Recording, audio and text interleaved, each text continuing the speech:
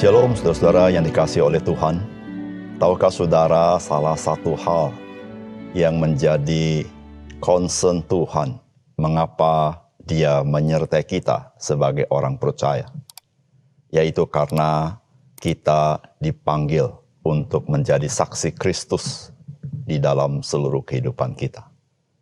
Itulah saudara, kita menjadi saksi Kristus bukan dengan kekuatan kita, tetapi oleh kuasa daripada Roh Kudus. Salam jumpa dalam program Tuhan adalah Gembalaku. Saudara, Tuhan Yesus sudah mengatakan bahwa jikalau dunia membenci Yesus Kristus, mereka pun akan membenci kamu. Oleh karena itu pelayanan pekabaran Injil menjadi tidak mudah. Kedatangan Yesus Kristus sudah dinubuatkan dalam perjanjian lama. Dan salah satu tanda kemesiasannya adalah berlimpahnya tanda-tanda atau mujizat-mujizat yang Ia buat, yang menunjukkan bahwa Yesus itu menggenapi nubuatan di dalam perjanjian lama sebagai Mesias. Dan juga menunjukkan bahwa Allah berkenan kepadanya, serta menunjukkan Ia sesungguhnya adalah anak Allah yang kudus.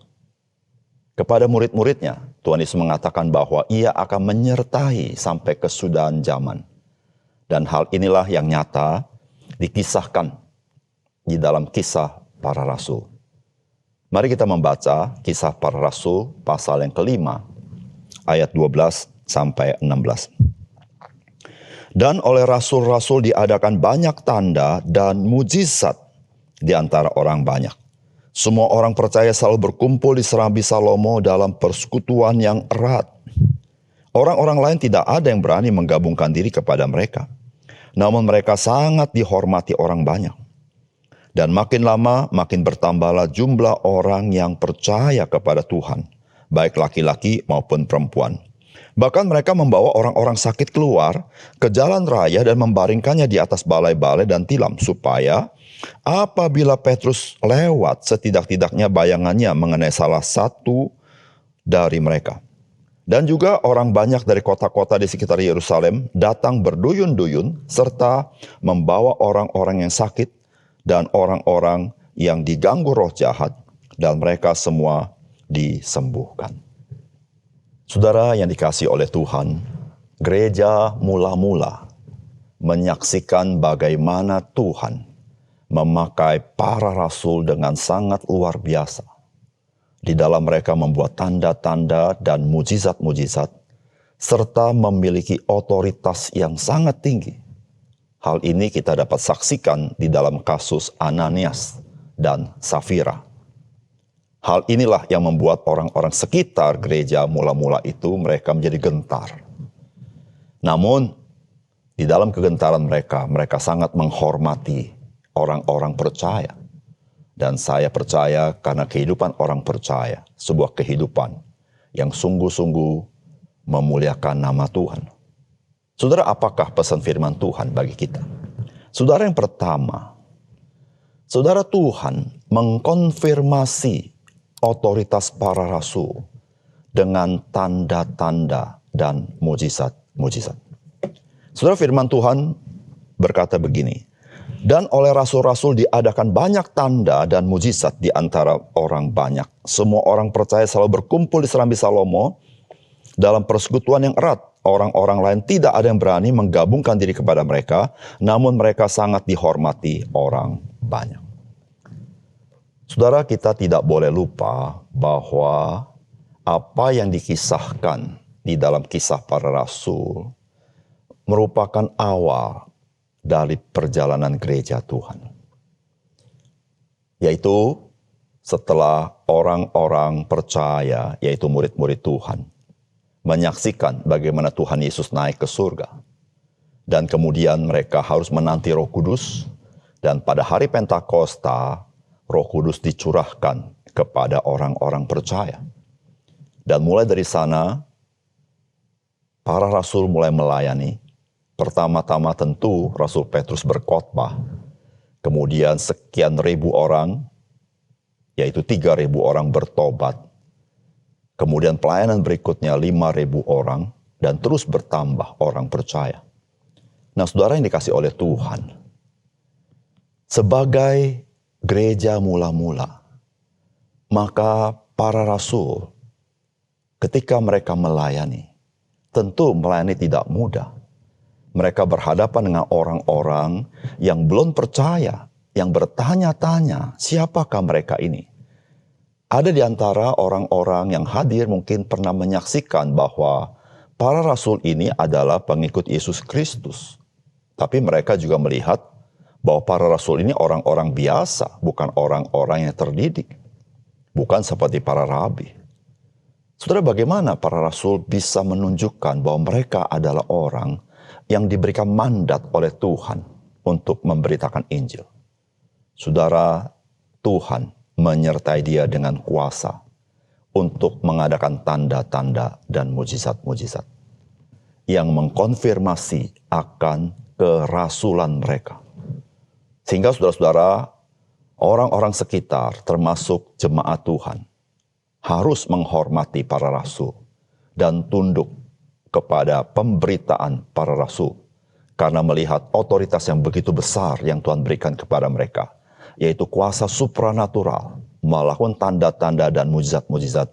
Dan Alkitab berkata, orang-orang yang dihadirkan kepada para rasul, yang pada waktu Petrus, mereka semua disembuhkan. Saudara, bukankah dahsyat apa yang dilakukan para rasul? Saudara, mengapa demikian? Saudara, karena Tuhan ingin meneguhkan otoritas para rasul.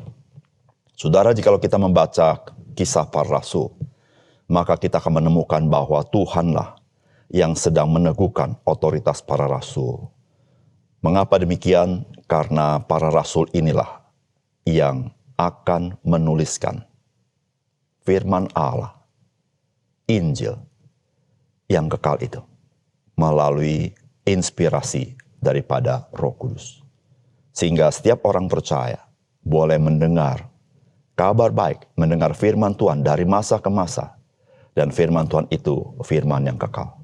Saudara yang dikasihi oleh Tuhan, hari ini Tuhan juga mengadakan mujizat. Tetapi berbeda dengan Tuhan memberikan otoritas kepada para rasul untuk melakukan tanda-tanda dan mujizat. Hari ini Tuhan melakukan mujizat. Di dalam rangka Tuhan ingin menyatakan bahwa Dia ada. Dan di dalam nama Yesus ada kuasa yang sama yang bekerja di dalam kehidupan orang percaya. Namun saudara, terkait dengan otoritas rasul hanya diberikan kepada para rasul pada zaman itu. Saudara, hari ini, jikalau engkau dan saya tidak melakukan mujizat, jikalau hari ini engkau dan saya tidak melakukan tanda-tanda, bukan berarti Tuhan tidak memakai engkau dan saya. Karena tanda-tanda dan mujizat kita bisa dapatkan di dalam Alkitab yang memberitahukan Tuhan itu hidup. Dan di dalam nama Yesus ada kuasa. Sebagaimana para rasul di dalam mereka memberitakan firman Allah, mereka juga menyatakan bahwa Yesus itu hidup. Cuma bedanya adalah untuk mereka meneguhkan pemberitaan mereka, maka Tuhan melakukan mujizat melalui mereka. Hari ini kita memberitakan firman Allah, memberitakan Injil. Tuhan meneguhkan pemberitaan kita melalui kitab suci. Yang kedua, saudara, kuasa dan otoritas para rasul merupakan cara Allah meneguhkan berita Injil yang mereka sampaikan. Firman Allah berkata, dan makin lama makin bertambahlah jumlah orang yang percaya kepada Tuhan. Baik laki-laki maupun perempuan, bahkan mereka membawa orang-orang sakit keluar ke jalan raya dan membaringkannya di atas balai-balai dan tilam, supaya apabila Petrus lewat, setidak-tidaknya bayangannya mengenai salah seorang dari mereka. Saudara, mengapa Tuhan memberikan otoritas kepada para rasul? Otoritas demikian tinggi dengan kuasa supranatural, supaya mereka boleh memberitakan Injil. Saudara, Allah mengkonfirmasi akan kebenaran Injil melalui penyertaan kuasa Allah di dalam sang pemberita Injil itu, yaitu para rasul. Saudara, para rasul ketika memberitakan Injil yang merupakan sesuatu yang baru pada zaman itu. Bagaimana mereka melakukannya? Bagaimana orang-orang bisa percaya? Saudara, Tuhan melalui para rasul melakukan mujizat di dalam nama Yesus. Saudara, disitulah saudara-saudara Injil diberitakan dan orang-orang menyaksikan Injil adalah kekuatan Allah yang menyelamatkan orang-orang percaya. Saudara, firman Tuhan berkata begini di dalam kitab Ibrani pasal 2 ayat 2-4. Sebab kalau firman yang dikatakan dengan perantaran malaikat-malaikat tetap berlaku dan setiap pelanggaran dan ketidaktaatan mendapat balas yang setimpal, bagaimanakah kita akan luput jikalau kita menyia-nyiakan keselamatan yang sebesar itu, yang mula-mula diberitakan oleh Tuhan dan oleh mereka yang telah mendengarnya kepada kita, dengan cara yang dapat dipercayai, sedangkan Allah meneguhkan kesaksian mereka oleh tanda-tanda dan mujizat-mujizat dan oleh berbagai-bagai penyataan kekuasaan karena Roh Kudus yang dibagi-bagikannya menurut kehendaknya. Saudara, inilah kata firman Tuhan. Saudara, bagaimana kita tahu Injil adalah hal yang berasal dari Tuhan? Injil merupakan hal yang berkenan kepada Tuhan. Injil merupakan berita dari surga kepada manusia. Saudara, Tuhan melakukannya dengan memberitahukannya. Ketika Injil diberitakan, ada kuasa Allah yang menyertai melalui para rasul. Saudara, disitulah saudara-saudara orang-orang menyadari bahwa Injil itu bukan bersumber dari para rasul, tetapi dari Tuhan itu sendiri, yaitu di dalam nama Tuhan Yesus. Saudara, Allah mengkonfirmasi akan Injil melalui para rasul dengan kuasa yang nyata yang menyertainya. Saudara yang kasih dalam Tuhan, semua orang bisa mengaku-ngaku mereka dari Allah. Namun bagaimana mereka mengkonfirmasi pesan yang mereka sampaikan dari Allah itu sendiri? Saudara, hari ini bagaimana kita melihat orang yang menyampaikan pesan dari Allah? Mungkin mereka bisa melakukan mujizat dan lain sebagainya. Tetapi saudara, hari ini kita bersyukur kita mempunyai kitab suci, kita mempunyai Alkitab. Saudara, Alkitab ini menjadi patokan iman kita untuk meneguhkan atau mengkonfirmasi berita-berita yang dikatakan sebagai dari Allah. Dan Alkitab menjadi patokannya. Sehingga kita tahu apakah ajaran itu ajaran yang memang berasal dari Tuhan, atau ajaran yang sebetulnya bukan berasal daripada Tuhan. Namun saudara, pada masa rasul-rasul, saudara-saudara, perjanjian baru belum ditulis. Tetapi para rasul memberitakan Injil atas dasar apa yang Tuhan Yesus katakan, dan atas dasar apa yang Yesus kerjakan sekali, dan atas dasar perjanjian lama yang menubuatkan Yesus Kristus.